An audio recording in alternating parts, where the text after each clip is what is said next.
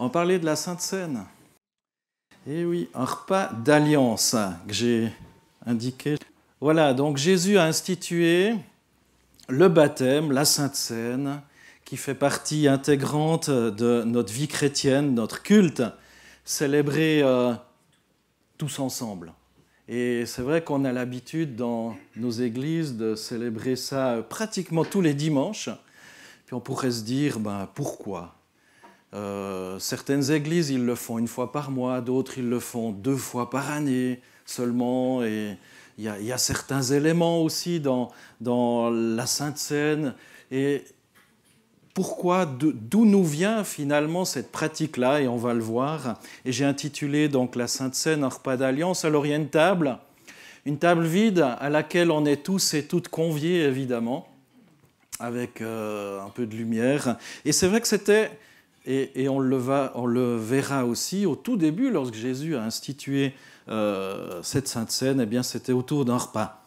Le Seigneur célèbre la Pâque avec ses disciples juste avant sa mort sur la croix. Et c'était une fête importante, la Pâque juive.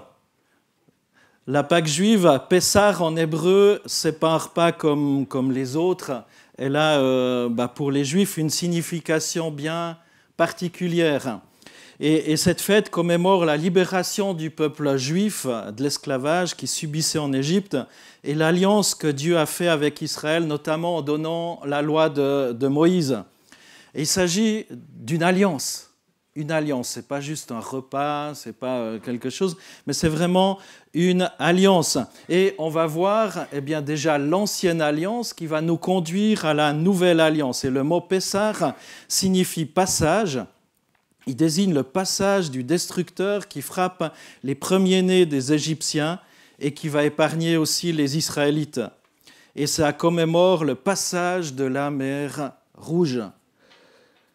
Les Israélites avaient sacrifié un agneau dans chaque famille et on avait ensuite enduit les portes de leur maison.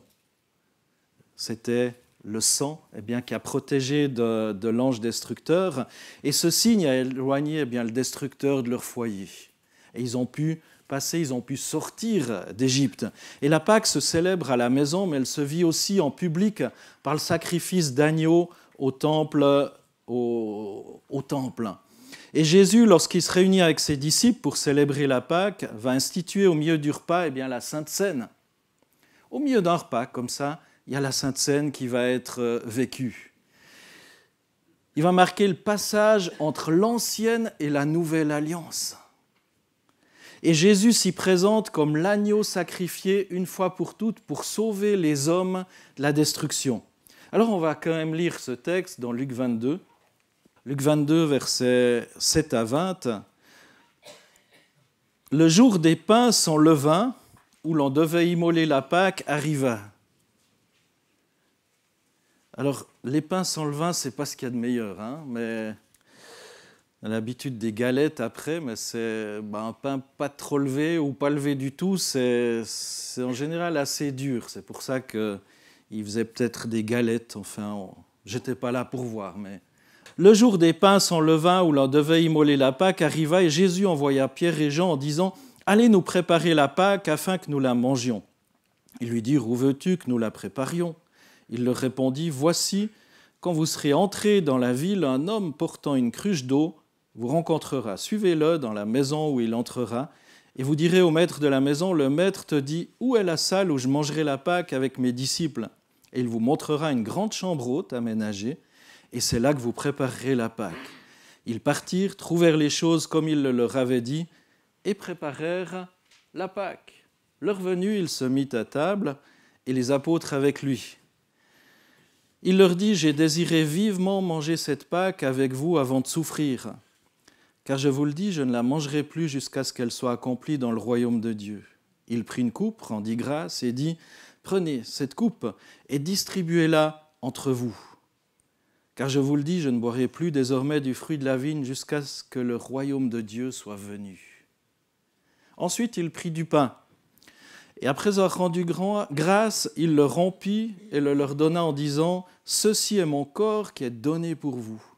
Faites ceci en mémoire de moi. » De même, il prit la coupe après le repas et la leur donna en disant, cette coupe est la nouvelle alliance en mon sang qui est répandue pour vous. Imaginez Jésus qui est là. Bon, il n'était pas allé à la boulangerie du coin, mais au milieu du repas, il prend un pain, là, et puis il le rompt, comme ça, puis il dit, tiens, prenez, ça c'est mon corps. Un peu choquant, hein? Pour nous, ça va, on est dans le contexte, enfin, ça fait des années qu'on célèbre ça, qu'on prend, et il prend du pain, puis il dit, prenez ceci. Après avoir rendu grâce, il le rompit et leur donna en disant, ceci est mon corps. Il a fait ça. Quelle forme avait le pain? Il était sans levain, donc il ne ressemblait pas à ça. Il ne ressemblait pas du tout à ça, mais c'était du pain. Des fois, les gens ils disent « j'aimerais bien du vrai pain pour la Sainte Seine ». Du vrai pain, selon l'époque, c'était plutôt des galettes, voilà. En tout cas, ce n'était pas levé, ça c'est certain. Ce n'était pas un beau pain comme ça, mais vraiment un pain rapide. Juste une parenthèse par rapport aussi au message de dimanche passé, où Olivier a parlé de Shema Israël. Écoute Israël, souviens-toi. Écoute, souviens-toi. Et là aussi, il y a souviens-toi. Faites ceci en mémoire de moi. Intéressant, hein? Toute l'histoire de la foi, de la vie chrétienne, du peuple élu de Dieu aussi, c'est écoute, souviens-toi. Et là encore, dans la Sainte Seine, eh bien, c'est souviens-toi. Dans cette nouvelle alliance, Jésus va dire, cette coupe est la nouvelle alliance en mon sang, juste avant de dire, ceci est mon corps qui est donné pour vous. Faites ceci en mémoire de moi. Et ce Shema Israël vient de Deutéronome 6. Écoute Israël, l'Éternel notre Dieu, l'Éternel est un, tu aimeras l'Éternel ton Dieu tout ton cœur, toute ton âme, toute ta force, la barre est haute. Hein? Et ces paroles que je te donne aujourd'hui seront dans ton cœur. Tu les inculqueras à tes fils, tu en parleras quand tu seras dans ta maison, quand tu iras en voyage, quand tu te coucheras, quand tu te lèveras, tu les liras comme un signe sur ta main, elles seront comme des frontons entre tes yeux. Waouh! Tu les écriras sur les poteaux de ta maison et sur tes portes. Quand l'Éternel ton Dieu te fera entrer dans le pays qu'il a juré à tes pères, Abraham, Isaac et Jacob, te donner avec de grandes et bonnes villes que tu n'as pas bâties, des maisons pleines de toutes sortes de biens que tu n'as pas remplies, des citernes creusées que tu n'as pas creusées, des vignes et des oliviers que tu n'as pas plantées, lorsque tu mangeras et te rassasieras, garde-toi d'oublier l'Éternel qui t'a fait sortir du pays d'Égypte, de la maison de servitude. Tu craindras l'Éternel ton Dieu, c'est à lui que tu rendras un culte et tu jureras par son nom. Vous ne vous rallierez pas à d'autres dieux d'entre les dieux des peuples qui sont autour de vous, car l'Éternel ton Dieu est un Dieu jaloux au milieu de toi. La colère de l'Éternel ton Dieu s'enflammerait contre toi, elle t'exterminerait de la surface du sol. Vous ne tenterez pas l'Éternel votre Dieu comme vous l'avez tenté à Massa, mais vous observerez bien les commandements de l'Éternel votre Dieu, les déclarations et les prescriptions qu'il vous a commandées. Tu feras ce qui est droit et ce qui est bien aux yeux de l'Éternel, afin que tu sois heureux et que tu entres en possession du bon pays que l'Éternel a juré à tes pères de te donner, en repoussant tous tes ennemis devant toi, comme l'Éternel l'a dit. Lorsque demain, ton fils te demandera « Que signifient ces déclarations, ces prescriptions ?» Ces ordonnances que l'Éternel notre Dieu vous a commandées, tu diras à ton fils, nous étions esclaves du Pharaon en Égypte et l'Éternel nous a fait sortir de l'Égypte à main forte. L'Éternel a opéré sous nos yeux des signes, des prodiges grands et désastreux contre l'Égypte, contre le Pharaon et contre toute sa maison. Il nous a fait sortir de là pour nous amener dans le pays qu'il avait juré à nos pères de nous donner. L'Éternel nous a commandé de mettre en pratique toutes ces prescriptions, de craindre l'Éternel notre Dieu, afin que nous soyons toujours heureux et qu'il conserve la vie comme il le fait aujourd'hui. Pour nous, la justice sera d'observer et de mettre en pratique tous ces commandements devant l'Éternel notre Dieu comme il nous l'a commandé. Je trouvais intéressant de lire en parallèle au texte où Jésus a pris la Sainte Seine, ce texte qui rappelle d'inculquer, d'enseigner, de rappeler ces choses. Tu diras à ton fils, tu garderas. Tout ça dans le but d'être heureux. Vous pouvez relire, j'ai lu ça assez rapidement, Deutéronome 6, évidemment. Vous retrouvez aussi ces messages sur le site internet, vous pouvez prendre des notes, mais relisez ces textes et mettez en parallèle le fait de prendre la Sainte Seine et aussi de se souvenir d'où on a été tiré. Et lorsqu'on prend la Sainte Seine, on se souvient aussi de ce passage, cette libération. On va y revenir. Comme j'ai dit, dans la Bible, les alliances étaient souvent scellées ou célébrées par un repas. Et ce repas servait de symbole concret pour marquer l'engagement entre les parties impliquées. Tout au long de la Bible, il y a des repas. Tout à l'heure, j'imagine, vous prendrez aussi un repas. Et c'est bon, on aime bien prendre des repas. Parfois, on prend des repas avec d'autres personnes, et c'est bon. On voit les alliances. L'alliance avec Abraham a été scellée aussi autour d'un repas. L'alliance au Sinaï aussi. J'y reviendrai. La Pâque, ces repas d'alliance aussi, étaient des moments de communion, une célébration aussi d'engagement solennel. Mais j'aimerais juste rappeler encore quelques repas d'alliance avant de venir à la nouvelle alliance. Un aperçu des principales alliances bibliques et leur signification. On va voir ces alliances avec Adam, Noé, Abraham, Moïse et David pour arriver à Jésus, évidemment, et la nouvelle alliance. Déjà, l'alliance avec Adam, que vous trouvez dans Genèse 1, 26, ou Genèse 2, c'est une alliance créationnelle, mais aussi conditionnelle à une certaine obéissance. Dieu crée Adam et Ève à son image, leur donne la domination sur la création, il les bénit, il leur ordonne de se multiplier et de remplir la terre. Et Dieu pose une condition, ils ne doivent pas manger de l'arbre de la connaissance du bien et du mal, et la désobéissance va entraîner la mort spirituelle et physique.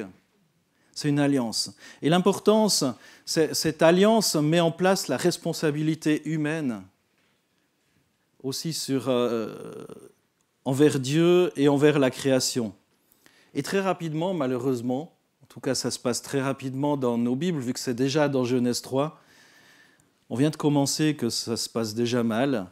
Il y a l'humain, brise cette alliance, mais Dieu promet déjà, lisez dans Genèse 3,15, Dieu promet déjà le salut. Dieu annonce déjà Jésus-Christ. Déjà là, il conduit vers Jésus. L'alliance avec Noé, un petit peu plus tard, on trouve ça dans Genèse 9. Alors là, c'est une alliance inconditionnelle. En fait, même si l'être humain se comporte mal, c'est une alliance qui dure pour toujours. Après le déluge, Dieu promet à Noé et à toute l'humanité qu'il ne détruirait plus jamais la terre par un déluge. C'est une promesse immuable. Peut-être Dieu détruira la terre d'une autre manière, mais plus par un déluge total qui recouvrirait toute la terre. Et Dieu a donné, et on aime bien le voir, à chaque fois qu'il pleut et qu'il y a du soleil, un bel arc-en-ciel. Vous remarquez l'arc-en-ciel, comment il a été détourné de son symbole. Maintenant, quand on voit un arc-en-ciel, on pense tout de suite à autre chose. C'est bizarre, hein ? C'est bizarre. Comment certains symboles vraiment de vie ont été détournés. Des symboles qui ont été détournés de leur origine. Souvenons-nous que c'est Dieu qui a donné l'arc-en-ciel, et pour un but bien précis. Et l'importance de cette alliance montre la grâce universelle de Dieu envers l'humanité, malgré son péché persistant. Et ça réaffirme aussi l'engagement de Dieu envers sa création, et il prépare aussi le terrain pour des alliances futures. Abraham, on le trouve dans Genèse 12. C'est riche, le livre de la Genèse. Vous l'avez lu dernièrement ou peut-être vous ne l'avez jamais lu encore. Moi, je vous encourage à le lire. C'est vraiment un livre assez accessible dans la plupart des textes. Il y a certains textes peut-être un petit peu plus compliqués, mais ça vaut la peine. Il y a vraiment toutes les origines aussi. et on voit tous ces patriarches qui sont là, et on découvre ces personnages que je cite en ce moment. Donc Abraham dans Genèse 12, Genèse 15, Genèse 17, là aussi, c'est une alliance de type inconditionnel. Dieu appelle Abraham à quitter son pays et promet de faire de lui une grande nation, de bénir toutes les nations à travers sa descendance et de lui donner la terre de Canaan. Et le signe de cette alliance, eh bien, ça va être la circoncision. L'importance de cette alliance, eh bien, c'est cette alliance au cœur du plan de salut. Elle promet une bénédiction universelle de la descendance d'Abraham. Et aujourd'hui encore, eh bien, il y a toujours un reste, et c'est ultimement accompli au travers de Jésus-Christ. Jésus-Christ qui est de la descendance d'Abraham. Et elle établit aussi Israël comme le peuple de l'Alliance. L'Alliance avec Moïse. Alors Moïse, on change de livre, on le trouve dans l'Exode, Exode 19, Deutéronome. Cette alliance de type conditionnel, là aussi, Dieu délivre Israël de l'esclavage en Égypte et conclut une alliance avec eux au mont Sinaï. Israël reçoit la loi, la Torah, ce qu'on connaît souvent, il y a eu des films aussi, mais ça se trouve dans la Bible, hein. Avant qu'on en fasse des films, il y a eu les 10 commandements, et l'original est toujours mieux que l'imitation ou l'illustration du texte. Donc lisez ces textes aussi. Israël reçoit la loi, et Israël par extension nous aussi, comme condition aussi de leur relation avec Dieu. Et les bénédictions ou les malédictions dépendent de leur obéissance à cette loi, à cette parole que Dieu va donner. Alors cette alliance, elle est aussi importante parce qu'elle fait d'Israël une nation sainte et distincte. On le voit dans Exode 19, versets 5 à 6. Et elle révèle aussi la justice de Dieu et la nécessité de la sainteté. Elle montre aussi l'incapacité de l'humanité à respecter pleinement les exigences de Dieu. On arrive face à un mur avec la loi et on se rend compte qu'on n'arrivera jamais à la hauteur des exigences de Dieu. Et ça pointe vers le besoin d'un sauveur. Alors toute l'histoire de l'Ancien Testament, il y a ces sacrifices qui vont être établis, et Dieu va dire que sans effusion de sang, il n'y a pas de pardon de péché. Donc le sang qui va couler des animaux va servir en quelque sorte à payer à la place des humains pour leurs péchés. Mais ça pointe déjà vers l'agneau sans tache. Et on arrive gentiment à la Pâque. Et encore une, comme vous le voyez, l'alliance avec David, il y en a d'autres. Mais dans 2 Samuel 7, Psaume 89 ou 1 Chronique 17, l'alliance avec David, là aussi une alliance inconditionnelle. Dieu promet à David que sa descendance régnera éternellement. Et pourtant, ça s'est assez rapidement gâté juste après David. Mais il y a cette promesse que la descendance de David régnera éternellement. Il affirme aussi la fidélité de Dieu à son peuple et son engagement à travers l'histoire. Et c'est là qu'on arrive à la nouvelle alliance. Une nouvelle alliance. Dans Jérémie 31, c'est déjà annoncé. Donc Jérémie, qui a vécu quelque chose comme entre 593 et 571 avant Jésus-Christ, où il a plutôt exercé son ministère à peu près 22 ans. C'est ce que je laisse ça aux théologiens et aux historiens le soin de vérifier. C'est ce qui fait un petit peu foi. Donc il a vécu quand même passablement de temps, tout ça pour dire qu'il a vécu très longtemps avant Jésus. Il va dire ceci, ou il va prophétiser ça. Il va annoncer la nouvelle alliance. Voici que les jours viennent, oracle de l'Éternel, où je conclurai avec la maison d'Israël et la maison de Juda une alliance nouvelle, non comme l'alliance que j'ai conclue avec leur père, le jour où je les ai saisis par la main, pour les faire sortir du pays d'Égypte, alliance qu'ils ont rompue, quoique je sois leur maître, oracle de l'Éternel. Mais voici l'alliance que je conclurai avec la maison d'Israël. Après ces jours-là, oracle de l'Éternel, je mettrai ma loi au dedans d'eux, je l'écrirai sur leur cœur. Je serai leur Dieu et ils seront mon peuple. Celui-ci n'enseignera plus son prochain, ni celui-là son frère, en disant « Connaissez l'Éternel ». Car tous me connaîtront depuis le plus petit d'entre eux jusqu'au plus grand, oracle de l'Éternel. Car je pardonnerai leurs fautes et je ne me souviendrai plus de leurs péchés. Je conclurai une alliance nouvelle. Une alliance nouvelle. C'est assez fou de se dire que 600 ans avant Jésus-Christ, c'est annoncé déjà depuis la Genèse, comme je vous l'ai dit, mais Dieu promet de transformer le cœur de son peuple en écrivant sa loi dans leur cœur, en leur donnant son esprit. Et cette alliance est scellée par le sang de Jésus-Christ qui accomplit toutes les alliances précédentes. Toutes celles que j'ai citées juste avant, eh bien, vont être accomplies en Jésus. Elles ne vont pas être effacées, elles ne vont pas être supprimées, mais elles vont être accomplies en Jésus. Jésus va les réaliser pleinement dans sa personne. Je ne sais pas vous, mais quand je lis ces textes, quand je me souviens aussi de tout cela, je me dis, mais quelle chance, quelle grâce plutôt, que chance parce que c'est une grâce, que je ne sois pas né 600 ans avant Jésus, quoi, ou même avant. Déjà parce que je ne suis pas d'origine juive, donc... Voilà, donc les païens, les non-juifs, ça nous montre aussi que si on n'est pas du peuple de Dieu, eh bien, ça se passe mal. Et aujourd'hui encore, eh bien, il y a cette extension aussi de la grâce et du peuple de Dieu, et c'est tant mieux pour nous.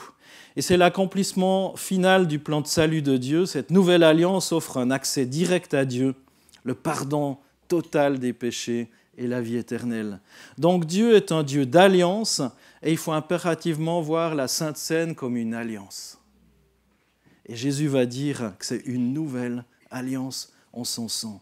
Donc la Sainte Seine, c'est comme un repas d'alliance. Lorsqu'il institue la Sainte Seine, Jésus montre que ce repas est l'accomplissement de tout ce qui précédait avant, et il marque l'inauguration d'une nouvelle ère. C'est ce qui est déjà prophétisé par Jérémie. Et le pain, Jésus va dire dans Luc 22, versets 19 à 20, comme je l'ai cité tout à l'heure, lu, « Ensuite il prit du pain et après avoir rendu grâce, il le rompit et leur donnant en disant « Ceci est mon corps qui est donné pour vous, faites ceci en mémoire de moi. » De même il prit la coupe après le repas et la leur donna en disant « Cette coupe est la nouvelle alliance en mon sang qui est répandue pour vous. » Le pain représente son corps sacrifié pour établir cette nouvelle alliance. Et il rappelle le don total de Christ pour le salut des croyants. C'est intéressant aussi de voir que Jésus est né à Bethléem, qui signifie maison du pain. Et on rompt le pain lorsqu'on prend la Sainte Seine. Alors il y en a qui le rompent pour vous, voilà, et c'est mis dans des petites corbeilles, mais on rompt ce pain sec, enfin voilà, ou ces galettes, je ne sais pas comment il faut l'appeler. Il y a sûrement un nom, mais ce qu'on va vous distribuer tout à l'heure, voilà. On rompt ce pain et on exprime par là bien, que Jésus a offert son corps pour nous sauver et que tous ceux qui croient bien, peuvent recevoir le salut. Le salut. Et le vin, ou le jus de raisin, cette coupe est la nouvelle alliance en mon sang qui est répandue pour vous. Le vin symbolise le sang versé pour le pardon des péchés. Et le sang était essentiel dans les alliances bibliques parce qu'il représentait la vie donnée pour sceller l'engagement. Et dans Lévitique 17, verset 11, il est écrit « Car la vie de la chair est dans le sang. Je vous l'ai donné sur l'autel afin qu'il serve d'expiation pour votre vie, car c'est par la vie que le sang fait l'expiation. » Donc la vie, c'est le sang. Et le jus de raisin ou le vin symbolise bien, ce sang, symbolise aussi bien, le sang que Jésus va verser sur la croix peu de temps après bien, qu'il ait vécu cette Pâque avec ses disciples. Et ces éléments font de la Sainte Seine un repas d'alliance où les croyants se rappellent que leur relation avec Dieu repose sur le sacrifice parfait de Jésus. C'est un repas d'alliance, mes frères et sœurs. Des fois, on parle de renouvellement, de quelque chose, on ne renouvelle rien du tout. On se rappelle. Ce n'est pas comme si aujourd'hui je renouvelle, puis dans 2 semaines je ne renouvelle pas. Non, je me rappelle que j'ai fait alliance. Et une alliance, elle est perpétuelle dans ce cas-là. La nouvelle alliance, c'est le fondement de la Sainte Seine. La Sainte Seine célèbre la nouvelle alliance prophétisée par Jérémie, où j'ai lu tout à l'heure ce texte. Je conclurai avec la maison d'Israël une nouvelle alliance. Et les caractéristiques de cette nouvelle alliance, c'est une transformation intérieure. Il y a quelque chose qui se passe à l'intérieur. Il y a le Saint-Esprit qui vient, mes frères et sœurs, ou qui devrait venir. Mais sans le Saint-Esprit, on ne peut pas recevoir le Seigneur, bien évidemment. Mais il y a cette effusion aussi du Saint-Esprit, qui manifeste toute la présence de Dieu. Il y a une transformation intérieure. La loi de Dieu est plus gravée sur des tables de pierre, mais dans le cœur des croyants. Est-ce que la loi de Dieu, elle est juste comme une loi très externe à votre vie ? C'est juste la Bible. Et vous lisez ça comme un code de la route ou un code de loi ou je ne sais pas quoi. Fais ceci, fais pas ça. Cette proximité avec Dieu, nous dit Jérémie aussi, fait que la loi de Dieu, ce que Dieu aime, vient être gravé dans nos cœurs, parce que c'est le Saint-Esprit qui rappelle à notre esprit aussi, qui témoigne à notre esprit qu'on est enfant de Dieu et qui rappelle toutes ces choses. C'est pour ça que c'est important d'être rempli aussi du Saint-Esprit. Et à cette réconciliation aussi totale grâce au sang de Christ, les péchés sont pardonnés définitivement. Lisez Hébreux 10. Il y a aussi une relation directe. Chaque croyant a un accès personnel à Dieu sans intermédiaire humain. Dans 1 Timothée 2,5, il est dit car il y a un seul Dieu et aussi un seul médiateur entre Dieu et les hommes, le Christ, Jésus, homme. Et on peut s'approcher de Jésus. Vous pouvez vous approcher au travers de ce repas d'alliance de Jésus. La Sainte Seine, c'est donc ce rappel que les croyants vivent sous cette nouvelle alliance, caractérisée par la grâce et le rachat de Jésus. La Sainte Seine, encore, c'est comme un moment de communion. Un repas d'alliance, ce n'est pas seulement une cérémonie, mais c'est aussi une communion profonde entre les participants et Dieu. Tout au long de la Bible, on voit ces repas qui vont rythmer ces alliances. Communion avec Dieu, évidemment. Et là, on peut être très spirituel, on peut dire, voilà, je suis vraiment dans la présence de Dieu. Mais c'est communion aussi avec les autres. En prenant part au repas, les croyants expriment leur foi en Jésus-Christ et leur appartenance à Dieu, évidemment. Ils se rappellent que par la mort et la résurrection de Christ, ils sont réconciliés avec Dieu. Beaucoup de versets bibliques nous le disent, et tout ça vient de Dieu qui nous a réconciliés avec lui par Christ et qui nous a donné le service de la réconciliation. On est appelé aussi à transmettre la réconciliation. Et la Sainte Seine devient un moment d'intimité spirituelle où on mange et on boit symboliquement avec Dieu, comme les anciens. On parle souvent de Moïse, mais relisez dans Exode 24, il y a les anciens d'Israël, ils étaient 70, avec Moïse, Nadab, Abihu, avec 70 anciens d'Israël, qui ont, juste avant que Moïse monte sur la montagne, reçoivent les tables de la loi, ils ont pris un repas. Intéressant. Communion avec les autres croyants. Paul va insister sur l'unité du corps de Christ. Un petit peu plus loin, quand Jésus est remonté au ciel, Paul donne aussi certains éléments de la Sainte Seine. Dans 1 Corinthiens 10, versets 16 à 17, il va dire « Puisqu'il y a un seul pain, nous qui sommes nombreux, nous formons un seul corps. » On est un seul. Regardez la diversité autour de nous, c'est beau. Au milieu de nous, je veux dire. C'est beau. Il n'y a pas le pain pour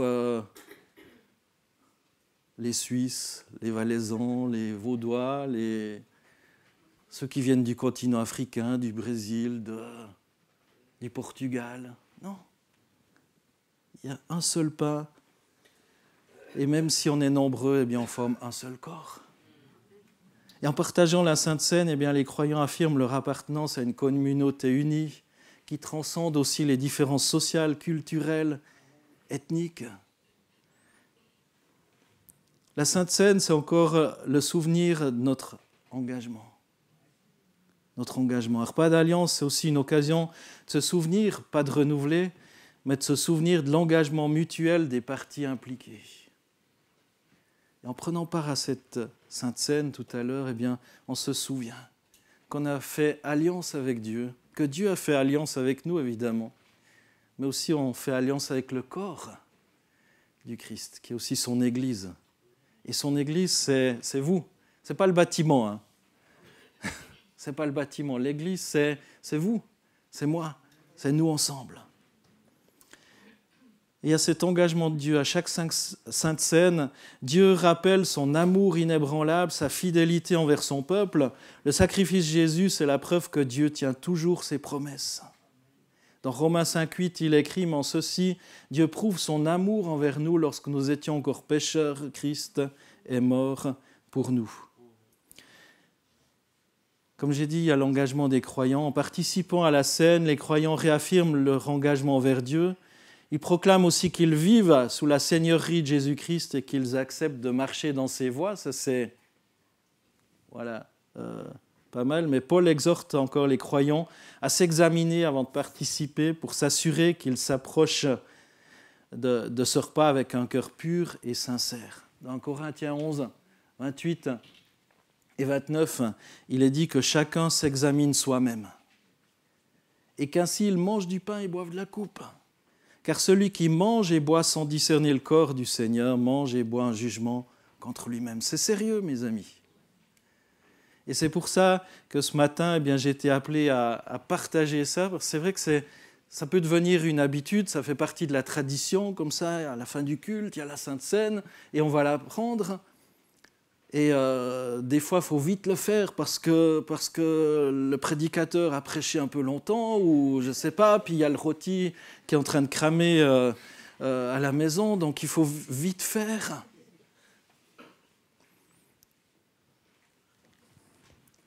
Mais c'est sérieux. C'est ni un porte-bonheur, ni un acte religieux à faire comme ça, mais c'est vraiment le souvenir d'une alliance, que Dieu a fait alliance avec nous et que nous, on a fait alliance avec lui. Et ça, c'est merveilleux, le souvenir aussi du banquet céleste. La Sainte Seine ne regarde pas seulement en arrière, vers la croix, et puis on revient toujours à la croix. Et puis c'est bien de se souvenir, parce que sans la croix, si on oublie la croix, on oublie d'où on est sauvé. Mais la Sainte Seine regarde aussi en avant. Dans Matthieu 26, 29, Jésus va dire « Je ne boirai plus désormais de ce fruit de la vigne jusqu'au jour où je le boirai nouveau avec vous dans le royaume de mon Père. » Waouh! Vous savez qu'on prendra la scène au ciel, dans le royaume de Dieu. Je ne sais pas quel corps on aura, je ne sais pas comment on sera. On sera tous magnifiques. Mais en tout cas, Jésus dit qu'il y aura du vin nouveau, qu'il y aura cette communion qui sera parfaite. La Sainte Seine, c'est donc une préfiguration du repas des noces de l'agneau, mentionné dans Apocalypse 19, où tous les croyants partageront une communion parfaite avec Christ dans son royaume éternel. Tous, communion parfaite, incroyable. Enfin, incroyable, mais vrai, hein? Alors, quelques implications pratiques avant de terminer. Vivre la Sainte Seine, c'est important de la vivre comme un repas d'alliance. Un repas d'alliance, avec reconnaissance. Se rappeler le prix payé par Christ et vivre dans la gratitude pour cette grâce immense. La reconnaissance. Avec introspection aussi, s'examiner soi-même. Avant de participer, s'examiner, confesser ses péchés, se réconcilier avec les autres, si nécessaire. Vous remarquerez que c'est écrit que chacun s'examine soi-même et qu'ainsi il mange et boive de la coupe. Là, je suis en train de dire, c'est pas de s'examiner puis de ne pas prendre. Là, ce sera un échec. Mais le but de s'examiner, c'est non plus pas de tomber dans le découragement. Mais c'est de dire, Seigneur, j'ai besoin de toi, j'ai besoin de ta grâce, j'ai besoin de ton pardon, j'ai besoin de ce salut. Et je ne veux pas prendre indignement. Car celui qui mange et boit sans discerner le corps et le sang, sans discerner ce sacrifice, c'est sérieux. Avec espérance aussi, la Sainte Seine nous remplit d'espérance pour l'avenir en nous rappelant que Christ reviendra. Et avec communion aussi, s'approcher de la table non seulement comme des individus, mais comme une communauté remplie de cet amour de Dieu et unie pour l'amour et par l'amour de Dieu. En résumé, donc, pour terminer, la Sainte Seine, c'est une commémoration de la mort de Christ, un souvenir, pas un renouvellement, un souvenir. Tout est accompli. Jésus va dire à la croix, tout est accompli. Faites ceci en mémoire de moi. Nous nous souvenons dans l'adoration de ce que Jésus a fait il y a 20 siècles sur la colline de Golgotha. On se souvient. Faites ceci en mémoire de moi. Ça serait dommage de célébrer la Sainte Seine avec un Jésus absent. C'est comme c'est dommage d'ailleurs de célébrer Noël avec un Jésus absent aussi. Mais célébrer Noël, enfin le nom, voilà, pas le nom, mais je dirais la naissance, le jour, même si ce n'est pas le bon jour, sans qu'il y ait le principal intéressé qui soit invité. Une communion aussi avec la mort de Christ. On transcende le temps et l'espace et on se retrouve en esprit avec le cœur au pied du Sauveur, on communie avec ses souffrances aussi. Et on se donne aussi en sacrifice vivant à lui. Et une prédication aussi de la mort et du prochain retour en gloire. Car moi, dit Paul, j'ai reçu du Seigneur ce que je vous ai transmis, c'est dans Corinthiens 11, 23. Le Seigneur Jésus, dans la nuit où il fut livré, prit du pain et après avoir rendu grâce, le rompit et dit « Ceci est mon corps qui est pour vous, faites ceci en mémoire de moi. » De même, après avoir soupé, il prit la coupe et dit « Cette coupe est la nouvelle alliance en mon sang, faites ceci en mémoire de moi toutes les fois que vous en boirez. Car toutes les fois que vous mangez ce pain et que vous buvez cette coupe, vous annoncez la mort du Seigneur jusqu'à ce qu'il vienne.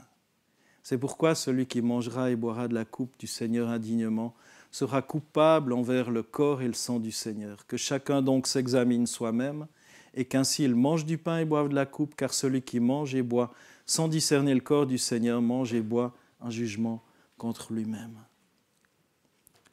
C'est une prédication. On annonce la mort du Seigneur jusqu'à ce qu'il revienne. C'est ce rappel. Et cette alliance dépend de son sacrifice. La Sainte Seine, vous l'aurez compris, c'est bien plus qu'un rituel, c'est un repas d'alliance.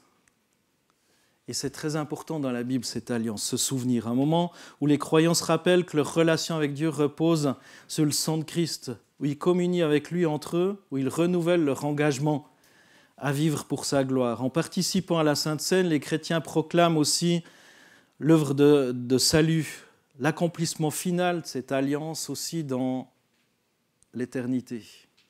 Et c'est pourquoi celui qui prend part à la Seine doit être impérativement né de nouveau. C'est important. Impérativement né de nouveau. On ne peut pas vivre n'importe comment et prendre part à ce repas. Ça implique que la personne soit passée par la nouvelle naissance. La personne qui prend le repas du Seigneur, qui n'est pas baptisée, devrait songer vivement à le faire aussi. Parce que la Seine rappelle aussi notre engagement, notre alliance à Dieu avec Dieu par les eaux du baptême. Si on n'a pas fait alliance, comment prendre part à une alliance qu'on n'a pas faite ? Et Dieu a déterminé que notre engagement avec lui se signifiait, non plus par la circoncision, mais par le baptême. Juste pour terminer, après quoi on prendra la Sainte Seine, juste lire ce qu'on trouve dans la confession de foi des églises de réveil à laquelle on est rattaché, de Suisse et de France, par rapport à l'article 7 sur l'Église. Alors une confession de foi, c'est toujours un condensé, etc. Parfois, il faut relire, lire, mais pour toutes les personnes qui sont membres de l'Église, vous avez reçu aussi cette confession de foi. Ceux qui ne le sont pas encore, vous pouvez nous en faire la demande, et c'est volontiers qu'on vous transmettra aussi les documents et cette possibilité d'être attaché aussi à cette assemblée et de participer aussi aux décisions. Article 7 de la confession de foi, l'Église, nous affirmons l'institution divine de l'Église universelle. Elle est composée de tous les croyants sauvés par Jésus-Christ au travers des siècles et du monde entier. Elle est dotée de tous les ministères mentionnés dans le Nouveau Testament. Selon la Bible, nos communautés sont formées de croyants convertis à Jésus-Christ, baptisés d'eau par immersion, et appelés à marcher dans la sanctification voulue par Dieu en produisant le fruit de l'Esprit. Les communautés locales sont l'expression visible de l'Église universelle, corps de Christ dont il est le seul chef. Les pasteurs avec les anciens sont les responsables assumant la tâche de diriger nos communautés. Ils président la scène, symbole du corps et du sang du Sauveur. Ils administrent aussi le baptême d'eau et pratiquent l'onction d'huile avec l'imposition des mains en priant pour les malades en vue de leur guérison. Les charges matérielles sont confiées aux diacres dont l'office est d'assister les anciens. Chaque membre doit exercer dans l'intérêt de tous les dons reçus de Dieu. Car la mission de tous les membres de l'Église est de glorifier Dieu par la louange, le service et le témoignage. Le salut venant des Juifs, l'Église prie pour la paix de Jérusalem et la réconciliation des peuples en Jésus-Christ. Il y a toute une série de versets bibliques qui sont cités pour appuyer ça. Et ça se termine, nous affirmons dans l'attente des nouveaux cieux et de la nouvelle terre où Dieu sera tout en tous, l'urgence d'obéir au commandement du Seigneur Jésus, annoncer la bonne nouvelle du salut à toute créature. Apocalypse 21, Matthieu 28, 19. Voilà mes amis, un repas d'alliance. Un repas d'alliance. Beaucoup de choses que j'ai estimé utiles et importantes de rappeler. Par rapport aussi à cette Sainte Seine qu'on prend régulièrement, pratiquement chaque dimanche, sauf à de rares occasions, et je crois que la Bible nous y invite. Si on citait aussi tous les livres, tous les textes dans les Actes des Apôtres, on voit que chaque jour, chaque fois qu'ils se réunissaient, eh bien, ils rompaient le pain. Et ce n'est autre que le partage de la Sainte Seine. Plus tard, on voit avec les indications de l'apôtre Paul dans 1 Corinthiens, eh bien, qu'il y avait aussi d'autres indications. Ça a un petit peu, non pas évolué, mais l'Église grandissante, eh bien, il y a eu d'autres indications qui ont été transmises par l'apôtre Paul, mais la signification reste la même. C'est ce repas d'alliance. Et on se souvient de l'alliance qu'on a faite, qu'on a prise avec Jésus. Et vous l'aurez remarqué, ce texte nous dit que chacun s'examine soi-même et qu'il prenne. Je vous ai dit que c'est aussi pour des personnes qui sont nées de nouveau et qui ont accepté Jésus-Christ comme Seigneur et Sauveur, qui sont passés par les eaux du baptême aussi. C'est juste dans l'ordre aussi dans lequel eh bien, c'est décrit dans la parole de Dieu et selon aussi notre compréhension. Et ce matin, eh bien, je vous propose juste de vous souvenir de cette alliance. Peut-être certaines choses vous ont parlé plus que d'autres dans cette prédication. Souvenez-vous et venez vers Jésus. Mais surtout, souvenez-vous de l'alliance que Jésus a faite avec nous. Amen. Seigneur, moi je veux juste te dire merci. Merci d'un cœur reconnaissant, Seigneur, pour cette alliance nouvelle en ton sang. Merci parce que tu as accompli, Seigneur, tout ce qui avait été annoncé, prédit, déjà depuis Adam. Seigneur, par ton sang, tu as déjà depuis Adam, Seigneur, annoncé la solution.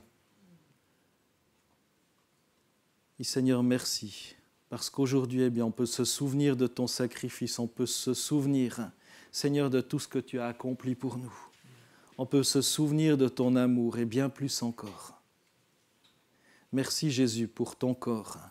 Merci pour ton sang qui a coulé. Merci pour ta victoire à la croix. Béni soit ton nom, Seigneur. Amen.